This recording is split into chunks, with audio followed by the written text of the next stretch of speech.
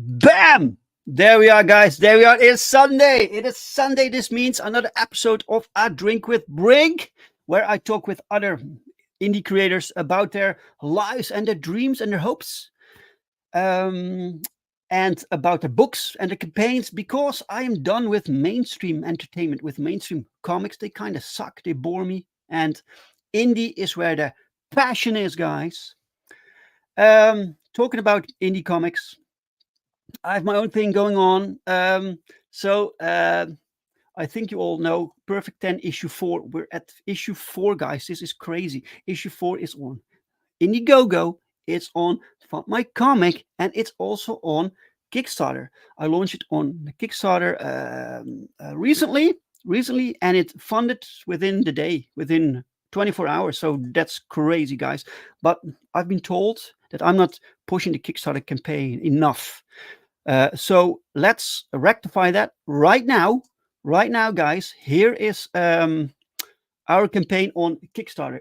It's called here Perfect 10 issues 1 through 4, because this series is new to the Kickstarter audience, right? So on Indiegogo, it's just called Perfect 10 issue 4. You can still get all the other issues. Basically, this campaign is exactly the same. I just called it differently, because for Kickstarter backers, this might be completely new. But so you can get issue 4 here also with 2 covers. Cover A by Power Rodrigues, cover B by Power Rodrigues. Then we have the back cover by Mike Bowden. We have previews of all the issues. So this is issue 1, right? With the big red wolf. That's fantastic. We have issue 2, some previews here. Issue 3, some previews here. You can check it all out, guys. And issue 4, finally, with the most pages as previews, because this is actually the book that we're funding right now. Issues 1, 2, and 3 are all printed. They're all done. They're all ready. So we're now working on issue 4. This, by the way, the original of this double page spread has been sold. So this is excellent. Excellent. So one lucky backer got the original art of this piece. This is fantastic, guys. And you get some free stuff with your order, like this print from Gorgeous and Grotesque. You can get the commission, and we have this is a stretch goal that we unlocked, so you get a free print, and we unlocked the first trading cards. So artist René Bergmans, he's working on the cards. They're not ready yet. I can't show you yet, but he's working on it, and the first 2 are unlocked. All right, stop the screen, guys, because this is not my show. No, this is not my show. This is the show of my guest for today. So let's do this, guys. Let's bring up the guest for the hour. May I have a very warm welcome for Mr. John Celestri.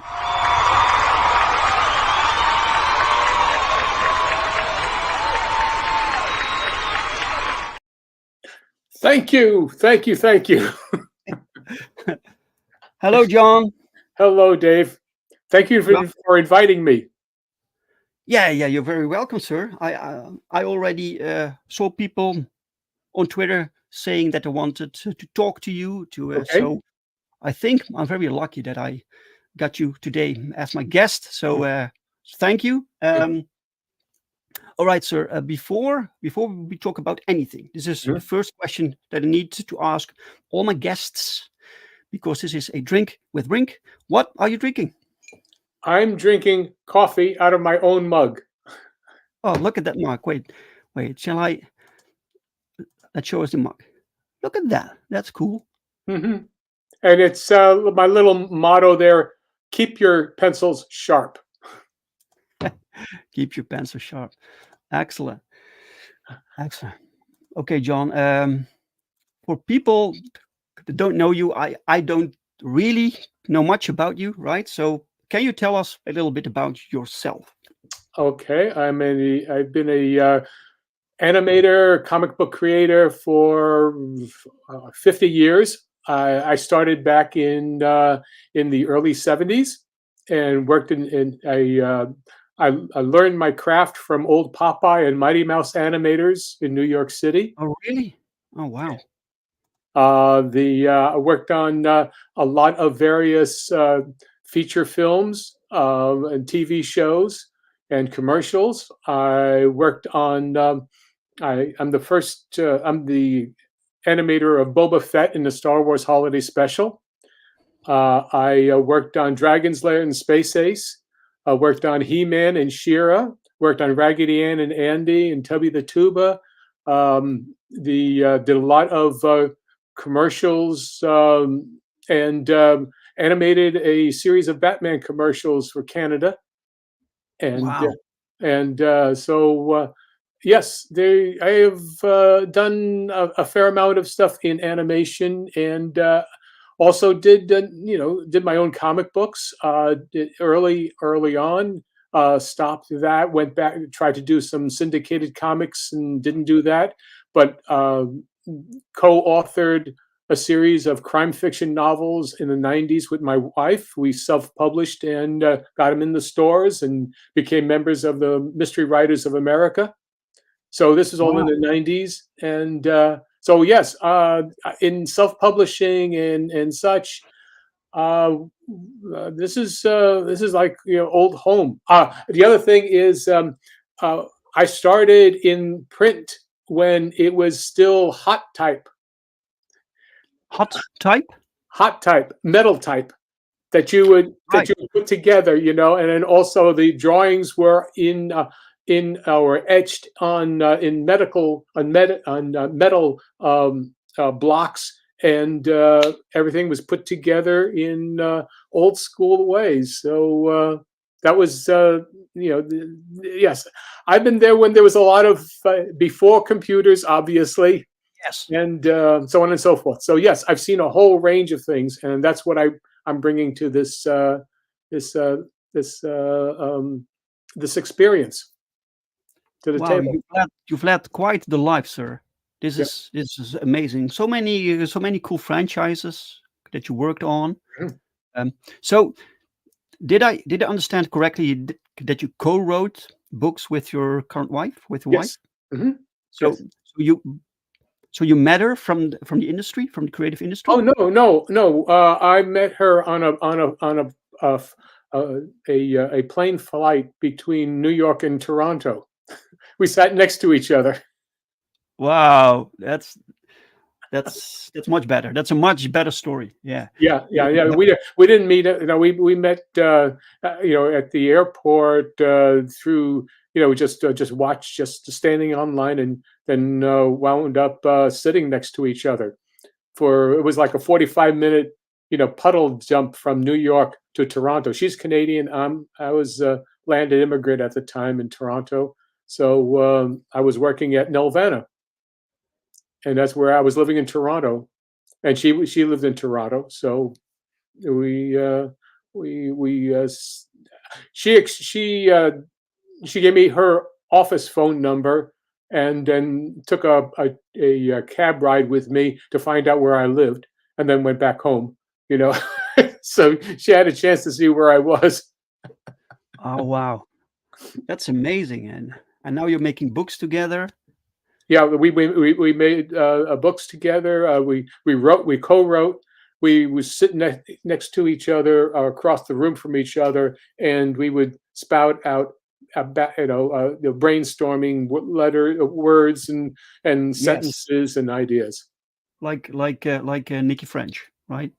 It was more like the do Uh, you do you get say oh, the Dick Van Dyke Show I mean, it was a thing where, if you were in a writer's room, you'd be spouting out ideas with each other, and then mhm. somebody would be, typing them up and putting them together, and then you'd read them back and forth, and you see what Right. ideas Yes.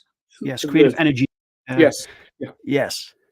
Wow. That's so awesome when you can work together with your Mhm. own partner like that. Um, Dark Side is Comics. Welcome, Marinus. Welcome, welcome, guys. Sign up to Dark Side is Comics YouTube channel for daily comic book reviews. Um, right. So you were saying you worked on comic books, but also animation. Yes. So so so what was working in the animation field like back in the Um, day? uh, let's see. The best way I can explain in terms of you work together in a bullpen area sometimes, um, and usually most animation studios that I was a part of on site usually was on they were located in old warehouses and on the wrong side of the railroad tracks. Usually, it's wherever the producers can find the cheapest square footage. Mhm. And well, I started off that way. The first place was at New York Institute of Technology. We were in a converted 3-story home. It was on the other side on the far side of the campus property, and there we had, I think, maybe had 40 people jammed in there in cubby holes and whatnot. That's where I Mhm. learned from old Popeye and Mighty Mouse animators the basics, because I didn't go to school. I mean, I had maybe a Mhm. 6 week, a Mhm. 6 class uh, learning experience in summer school and nighttime, Mhm. at the School of Visual Arts. So that's why I learned from an old Terry Toons uh, uh, storyboard artist, layout person, designer. So so that was my basic thing, but I'm pretty well self-taught. Mhm. The best thing I can say is I learned by hand cranking a little moviola that was a sound that's like a little sound editing machine, and Okay. I crank it. You just hand crank it from reel to reel, and that's I would study the animation frame by frame to see how the acting and how the movement worked. So there Wow. was that. Um, and I learned from the Preston Blair book, the basic Preston Blair book. But a lot of it is just study, exam, posing, Mhm. watching something move, and stopping it frame by frame. Now, frame by frame is 24 frames per second is really the best. Yeah. I don't want to go into a lesson as to why it's the best, but anyway, No, no. Yes. Uh, anyway, so I learned that way, and then, but in terms of the studios, after Tubby the Tuba, I went to Raggedy Ann and Andy, which is right in the middle of Midtown Manhattan, 2 blocks away from the Diamond District, and it was it was in an office building, and a lot of animators there in other various places, but it was still pretty packed. Hmm. People, I mean, so Right. Right. So and what was there a lot of pressure that you have to do with deadlines yes, and always, right. always, always. At Tubby the Tuba, you had to do 30 drawings a day.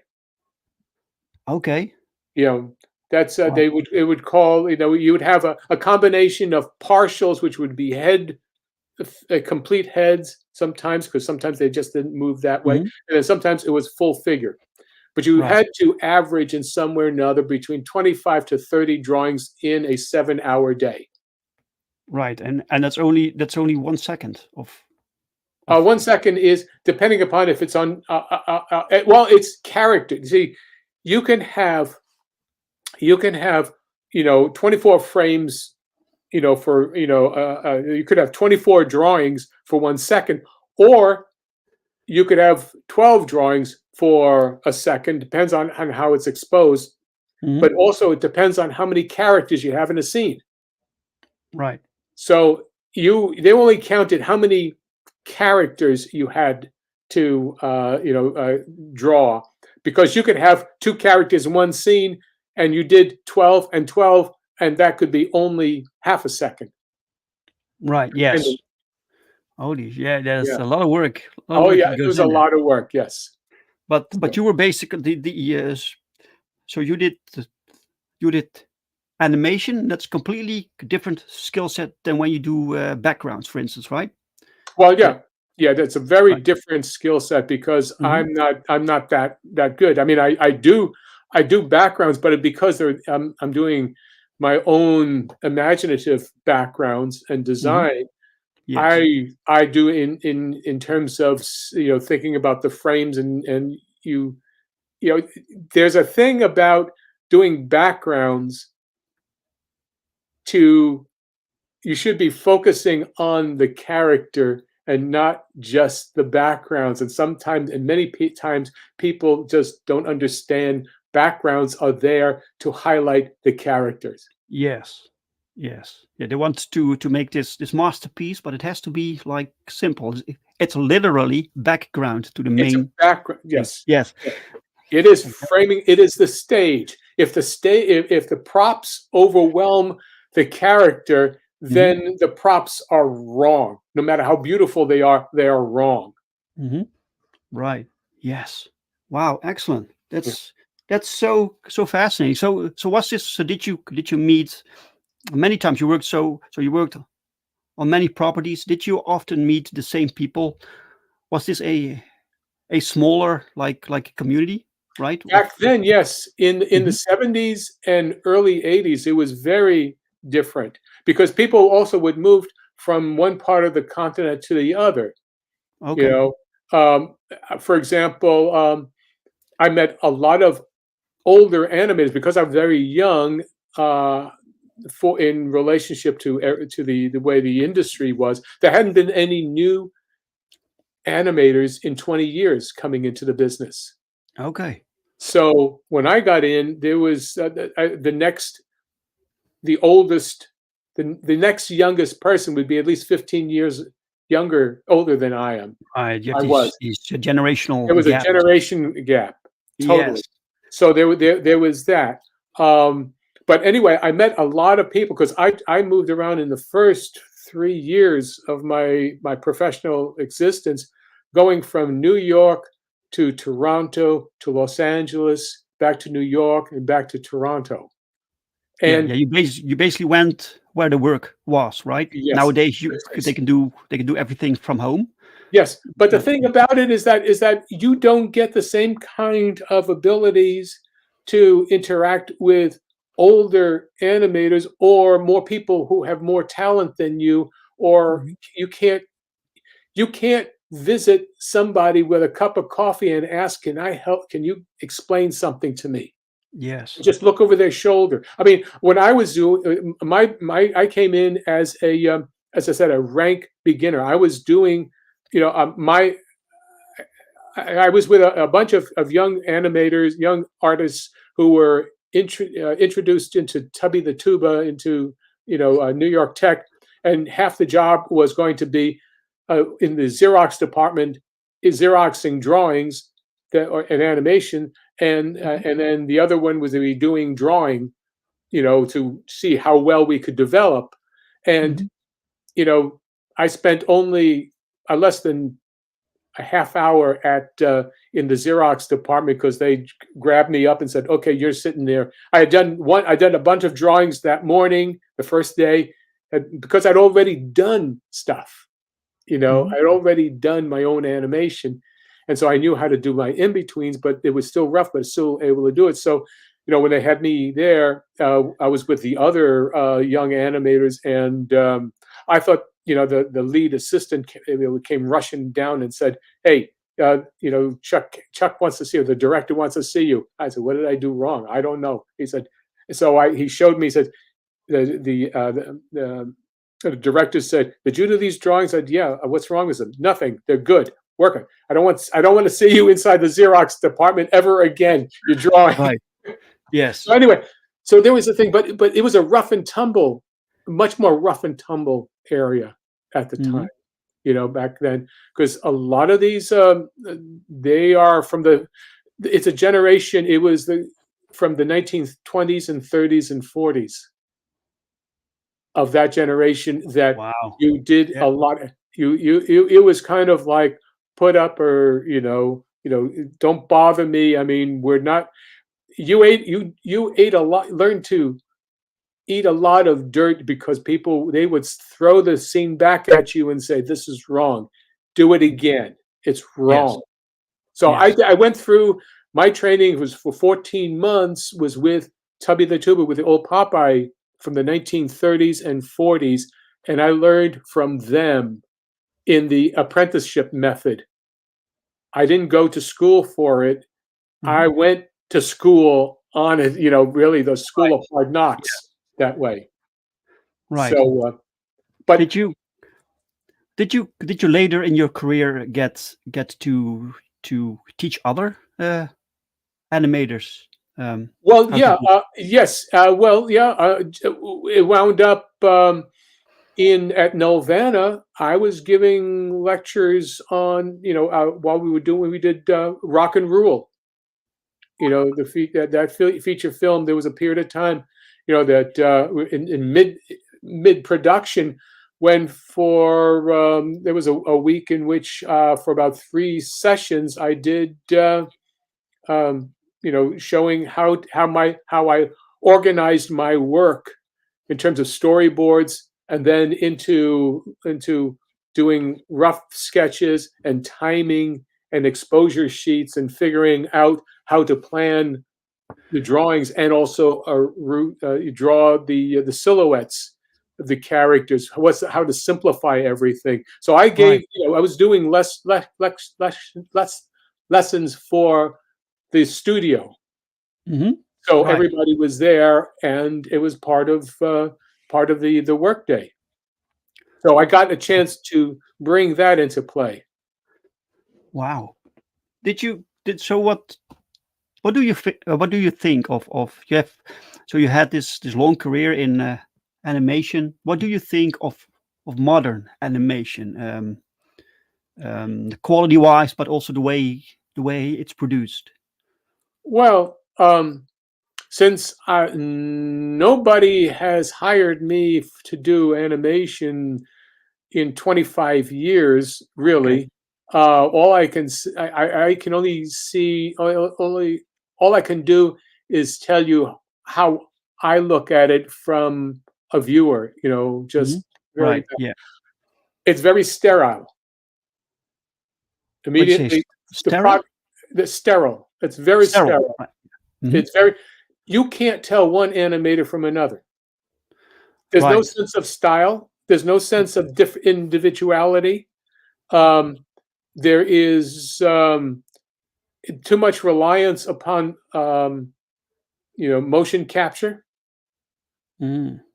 Right. The computers tell you. I mean, you're rotoscoping in essence. Now you can Yes. say I'm doing this. You could be playing around with it, with saying, well, I can squash and I can stretch these things a little bit, but within the parameters of what the computer will allow you to do, you know, you can't go past those limitations.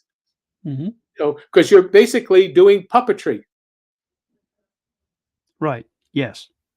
Mm. So, but in terms of giving a performance, well, you're depending upon the live actor to do the performance, and you might be, you might move it around a little bit. It's not the same kind of cartooning Right. as what we did, back then, and everybody had a sense of style, a different Hmm. style, and you were cast to do a certain type of a character. Hmm. And the more characters you could do in terms of make a performance, then the more valuable you were, and the wider the breadth you had to be able to give a good performance. Hmm. Um, but anyway, in terms of modern animation, um, until and there will be one more comment, and people will yell and scream at me for this. I say it looks like I've already seen it before. Okay. Yeah.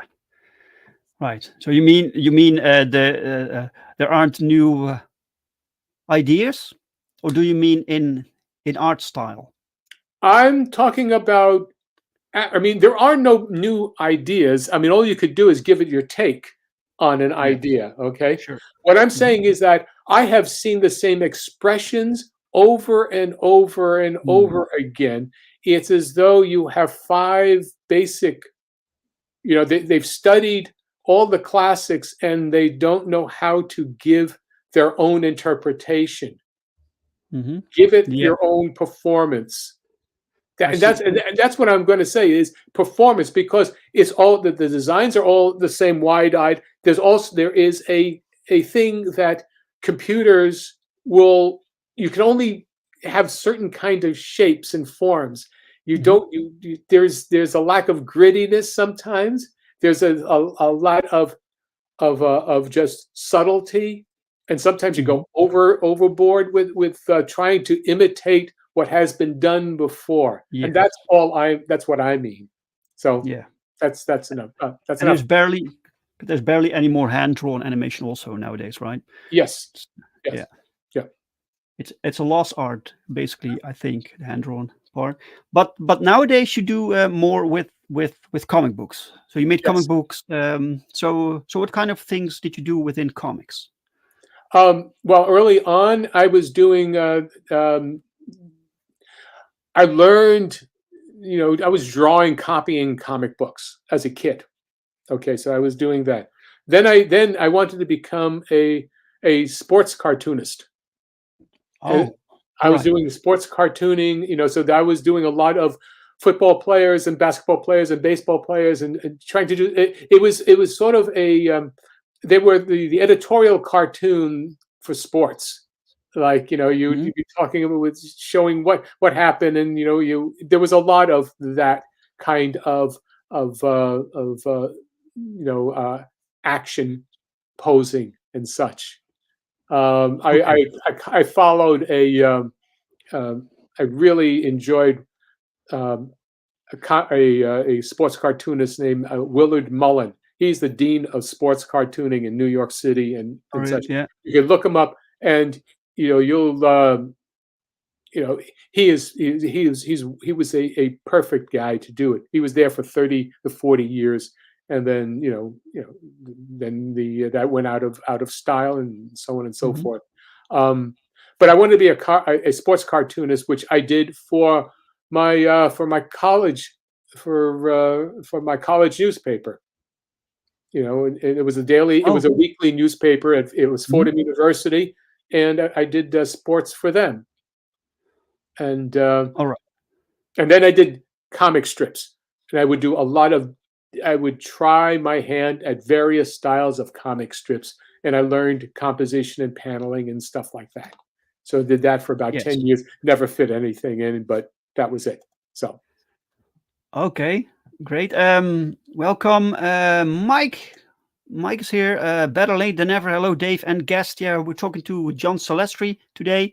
Um, about his career and his awesome comic, Fire Fist Angel, book Mhm. 2, right? Right. So you made, you have two, you crowdfunded 2 comics. Is Yes. that correct? Well, altogether, I've crowdfunded about, this is my 10th 10th? Oh, yeah, wow. crowdfund. Yes, I did several different ones before. I did one with my. It was I call it a rough draft. It was a portfolio of my various animation uh, program that projects that I worked on. So it's the Batman drawings and the Boba Fett sketches. Did Hmm. the Dragon's Lair and Space Ace and things of that nature, and my own work. And so I did that. Then I did a number of children's comics, Hmm. crowdfunded those, and Okay. then I've done I did several different versions of Bloodwing Angel. It was yeah, Bloodwing Angel, and so the Fire Fist Angel is the digest form. And what I've done I went from doing it as a color comic.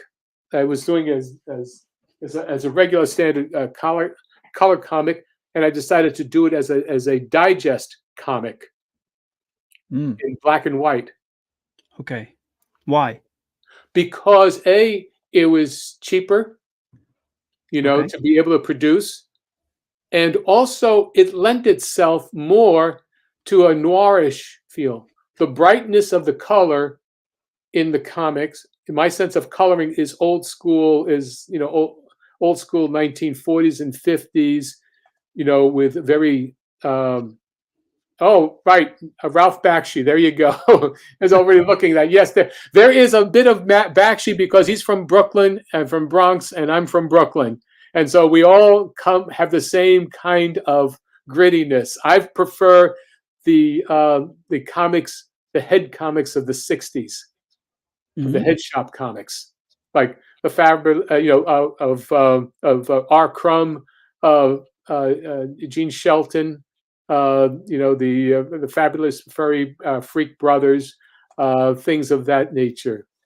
So, and I thought about I felt that a digest size is I can do it as a trade paperback instead of just doing a floppy. So that's Okay. why these are trade paperbacks. These are 68-page books versus a 32-page book, or even a Hmm. 48-page book. But this is all the same kind of material. So I felt I would Yes. go forward with this in black and white because there is more of a noirish feel to it. Hmm.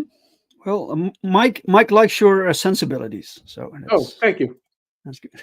Thank you. Yeah, I've seen your comic. You sent me some, and it's not just sequential art, right? You've also included like concept art and sketches and stuff like that, so people get a lot more, but Yes. than a comic book. Yeah. All right, let's bring up your campaign, sir. Share the screen, and then we go to let me see, Fire Fist Angel Book 2. Hmm. Play by the Devil's Rules. All right. Shall we first take a look at the trailer? Yeah. Can you? Hopefully, it'll run on you. It's only 55 seconds, but to see if Oh, it works. all right. Let's see.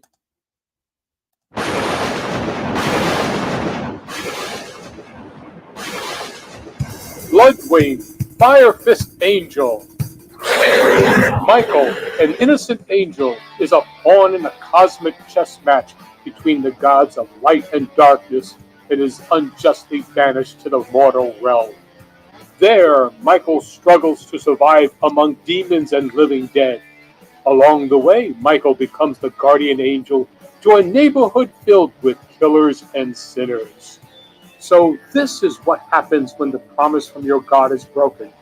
The universe is momentarily torn apart and restitched into a new reality. Now, what is good? Now, what is evil?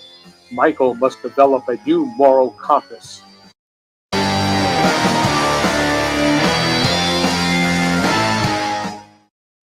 All right. All right. Nice. Um, okay. All right, so it's so it has some biblical themes, but not quite, right? You kind of made your own lore here. Yes, yeah. I'm not. Mhm. Um, the whole, as I said, that there's the premise as what what in the in in the video there. Um, the idea is the Michael has to then finds out as that they're the how to play both sides of the fence. The Mhm. learn Mhm. it's a world. It's a world where what has been, from what Michael is is has got within her. Well, first of all, Michael is both male and female, so Mhm. we play that aspect to it of angels Yeah. being that way. So therefore, I'm working now. How does Michael feel as a female, and how does Michael feel as a male? And we get to play both sides there in terms of what kind of relationships does Michael have, how a male would react a certain way is different from a female. But then how do you, at what point, when do you pull one side out and and use the other side, Mhm. as a strength? Yes. you know so you have that. Again, Michael is in this world where all religion is accepted, which we talk about it, or means of living and thinking is accepted. And so therefore you have a religious gift shop that sells chalices and ciboriums and priest vestments for churches, but also have sacrificial daggers and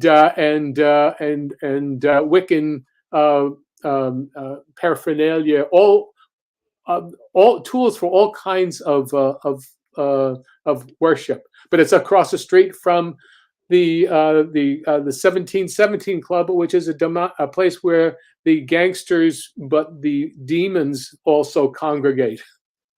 So you Right. have an element Mhm. there, and it parodies my life in Brooklyn, because my family had a religious gift shop, a Catholic shop, Oh, which was really? right across the street from where it was the 1717 Club, which was where the gangsters, the mafia, gathered and had their clubhouse. So Uh, it's very much. This is I'm writing from personal experience here. yeah. Yes. Yeah. The story was I recognize the themes that you mentioned, Yeah. and then you have this main character called Michael, right? And Yes. she lands in on on Earth, where Yeah. basically everyone these religions are accepted, Yeah. but she in this world stems from the actual God Mhm. or right. So she does that does that play into the story also that she has her own like truth or history with what people believe. Yes. Well, the thing is that Michael believes a certain thing that lists, Michael has semi-angelic powers. Okay. Mm, mhm. Still has the ability to put wings on, you know, but and then has a flaming finger, not a giant torch sword, and so the limitation is just a flaming finger that she'll Mhm. use, Yeah. you know.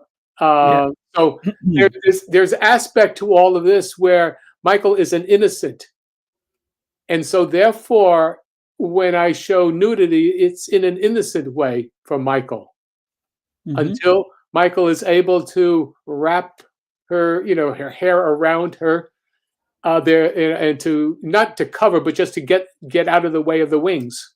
Yeah. You know, Yeah. there's those various things, and so there are, but there's also a cartooniness in my personal style, so that I Mm. can deal. This is just the way I draw, and it's also, you could see, there's a storyboard right there. That page that you see is sequential art, but it's also enough there. It's storyboarded for an action. Right. You call this storyboarding. This Yeah, it like would that. be. You could use it. You could literally. cut Sure. that out, put it up, and you know exactly, you can time Mhm. a scene with that. Yes. Right. I saw in the chat, good stuff is here. Welcome, good stuff. Hello, hello. Mike says, yeah, this really feels like a cool world and a spicy city in a fantasy setting. Yeah, Yeah. yeah. Yeah. So yeah, we have. I have again. I try and um, I use how I've been influenced. I've been influenced by so many different artists. There's an influence of Will Eisner, Jack Kirby, um, Bill Titler as animation, Johnny Gentilella in animation. Um, there's everything that I know about posing and telling a story without with just visually comes into play. But then there's also the writing aspect of it, having written novels and published them and had a success, a certain amount of success with it. I know how much work and how not to put too much verbiage on a page, and Right. Yeah. that's an important thing. There's a pacing element to things. Yes. It's true. Did I understand correctly that this was first a book or Yes, I wrote it as a novella first. right? I wrote it as Okay. a novella. Then Mhm. I published it on Amazon 10 years ago as an ebook. Oh, really? Yeah, as an Okay. ebook. And then I tried it out as a web comic Mhm. in black and white, and Mhm. then set that aside because it didn't get much of a response. So then so I set it aside for a while and worked on some other things on my children's material, and then decided to come back to it about 2 or 3 years ago. So Okay. All right. So this novella was written with your wife no, also? no, No, totally me. just you. Yeah. All right. Excellent. So what was the process when you wanted to convert it to a comic book? You have like a lot of descriptions going on in your book, in your novella, right? So Yeah, you have to. I would have So to. It was a lot. Well, it was all from the first person point of view. So Michael was oh. always explaining how they what was going on, how what the thoughts were, and so on. What I did to get it to comic book format is I first I went and decided to try it out as to try and write it as a television series script. So Mhm. I figured out the world that Michael was in, which was much more elaborate than what was in the novella. So All then right. I had different points of view that come into the TV scripts, the series. So that's where I introduced a lot of the people that she will be meeting. And so therefore, instead of it just being from her point of view, I come in and then with the comic, with the TV series, I started to work out the family that she's going to meet and a number of the other gangsters and such. So I came up with that element.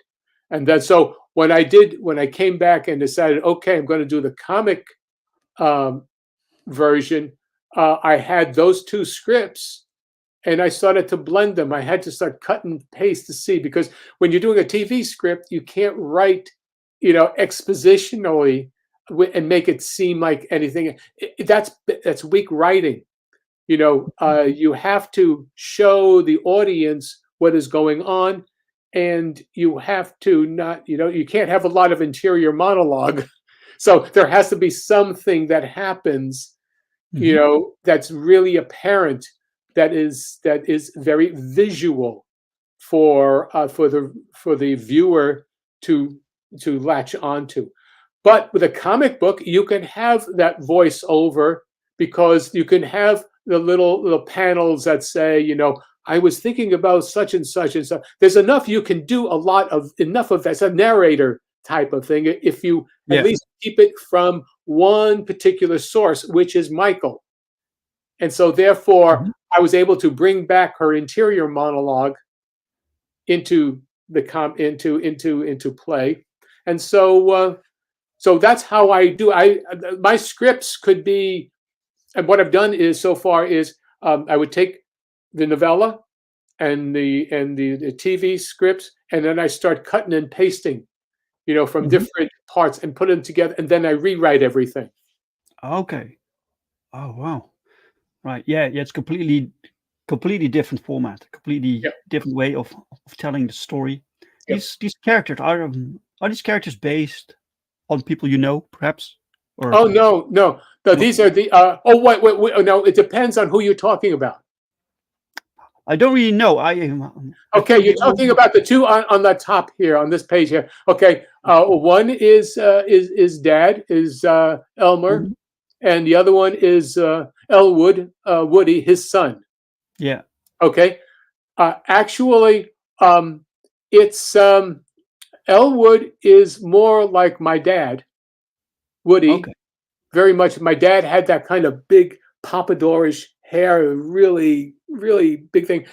And obviously Elmer is me.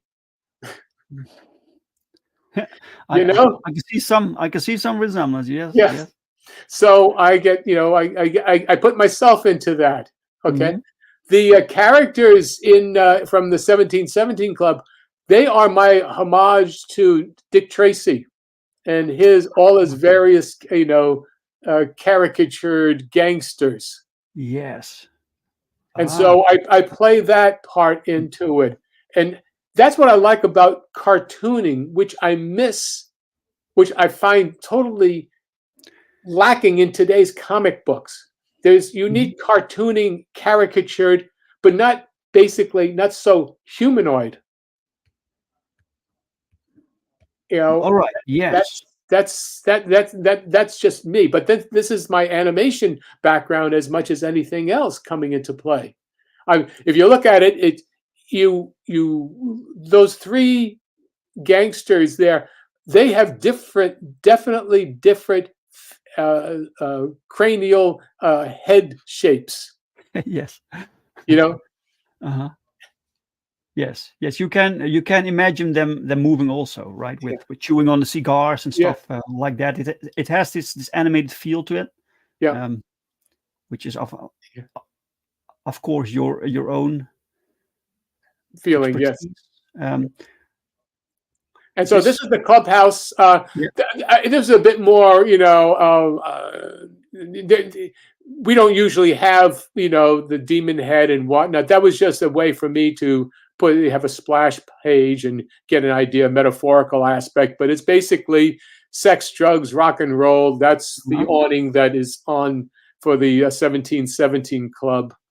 And but this here is the first page of a 7-page little story that comes at the end of the. It's a standalone at the Yeah. end of the 40 pages, the first 40 pages story, and then where that's each one of these episodes, they are, they're basically episodes. They are to be continued. The Yes. story is too big for just one little thing, but I figured if I give 60 pages of combination of like 48 pages of story and maybe 12 pages of of rough sketches from actually production work, and Mhm. you get to see how the sausage is being made, and Yeah. maybe some commentary and such. Then you get basically it's a 64 page trade paperback for $10 plus shipping. Mhm. That's the Right. that's the that's the lowest price. Or if the people want to do PDFs, they're $5 each. The PDFs. Right. Yes. Yes. Let's go through the for the perks. Mike says Flat Top is in there. Yeah, I have some of the original Dick Tracy strips. Their outcomes for the villains were always brutal. Yes, definitely. Yes, yes. Well, this is going to be this is brutal in this story too. Yeah, yeah. This is definitely not for kids, right? No, it's not. But then No. again, Dick Tracy was shooting shooting people in the head on the Sunday Funnies. Yeah. Yeah. I mean, what are people watching? I mean, how brutal? Look how brutal regular TV is. Yeah, this is true. Yes. It is very hypocritical to be crazy about stuff when a kid can just pick up, the viewer, just the clicker and get HBO or any of the other shows and watch decapitations like crazy. Yeah. Yeah. Back in the day when I was younger, right? You had these specific times where Right. certain programs could be shown Yeah. on television. But nowadays, with all the competition and all these streaming services, that kind of doesn't work no more. Right. Um, so So kids, I think it's a matter of what are you saying with the material that you're doing it? How are you yeah, presenting it, and how does it really perform a part of the story that's really intrinsic hmm to the validity of the story? hmm I mean, I mean, if it's nudity, if it happens to happen, and that's what needs to be happening, then you do it. But as long as it's not wanton and just for prurient interests, that has its place, but not in a book like this. no, it's necessary to tell the story, right? Yeah. It's not something you specifically seek out. No. No. Exactly, Yeah. exactly. All right, Okay. I'm very happy to see that you have a digital option, sir, because I see many campaigns where they don't offer it, and I think it's a mistake to not do it, because people want to support you, and they can easily do that for just $5, and they Yep. get the ethereal edition book one. What's the ethereal? Well, that's the angel. I mean, ethereal. I mean, you can't you can't hold in your hand. Ah, that's what you mean, right? Yes. Okay, got it, yeah. Yeah. Oh, And the same thing as for book two. So you have book one and book two that you can't get in your hands, but it's it's there. yes, yes. Yeah. I use a lot of metaphorical terms because a lot of my, I mean, I'll just say this. To me, two of my biggest, literary influences are C.S. Lewis and Ray Bradbury. Oh wow, good choices. So, C.S. Lewis is for, and as it works with this, are the screw tape letters. Oh, one sec. Solo. The screw tape, a devil's diabolical advice for the capturing of the human heart. Okay, it's basically the story is the letters from screw tape, a senior devil from an highly organized, computerized hell, deftly instruct his nephew Wormwood, a junior demon, in the art of winning over a young man's soul, not by a sudden fall into mortal sin, but by the routine and undramatic temptations of daily life. So you have that. Okay, this is back in the in 1940s and 30s. Okay, scripted. Yeah. The other one is Ray Bradbury, Fahrenheit 451. Wow, you have it all prepared. Look at that. Yeah. Well, that back there, that's my one of my bookcases and what have you. So anyway, these are the reference. It's not a reference. These are influences. Yes. And that's what I want to bring into the series is that sensitivity of, well, again, we're talking about what is the morality, what are the rules, and what is it? What really is it that you can accept but know it's wrong, or legislate and you know it's wrong. You Yes, know, yes. When so you that's why when you this is all part of the role playing that Michael has to deal with in this world. yes, when you read the comic book, when you see the comic book, you read the comic book. It it's kind of surprising that at some point it delves into these themes, these Mhm. deeper like philosophical themes also, which is interesting. All right, so you have the digital versions. You could get And then you both can books. get one book, for $10 plus shipping, Uh depending huh. upon where you are in, what the I have. I think I believe I've set it for the European Union and for the UK and Australia. Uh huh. So you can get them in there. I mean, if somebody wants it and I haven't set it, just send me a message and I'll set it so you can have it set to your thing. But it's very expensive. I just can't help that aspect No, to it. no, it's crazy. Yeah. I know it's And crazy. so the second one you get both books, a pair of flaming fists. That's for Hmm. $20. So you can see those two editions. That's a One in total book of two. 128 pages, guys. Yep. That, that's Then you great. can also get Angel Flight. You get a pin with book two. You can see the size Oh, of the pin. It's a nice, nice sizable, soft enamel pin. hmm, yeah, nice, cool. And then you get then you can get the Fire Fisted Boba Fett edition. I've got two editions, A and B, depending upon what pose you want. There are the two books and a 8.5 by 11 pencil on paper animation sketch of Boba Wow, Fett. that is awesome. And you only have two left. Yeah, two of those, and then I've got another. You got pose B. Oh, three left. Yeah. Oh, You go you have another there, one? and then you All right. both, Yeah. and then there's that one there for with it's a different pose, and it's Uh-huh. still got the same the two books.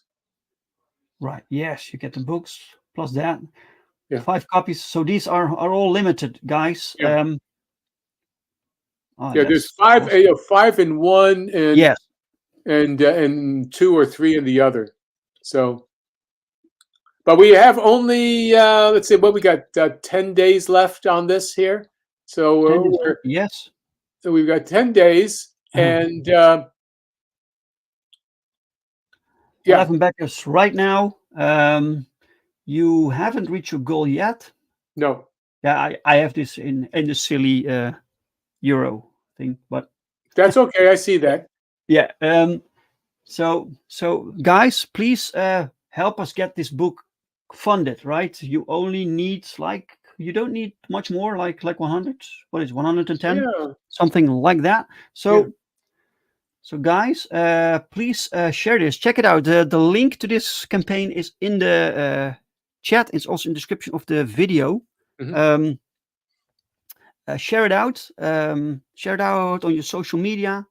Talk about this. Let's make this happen.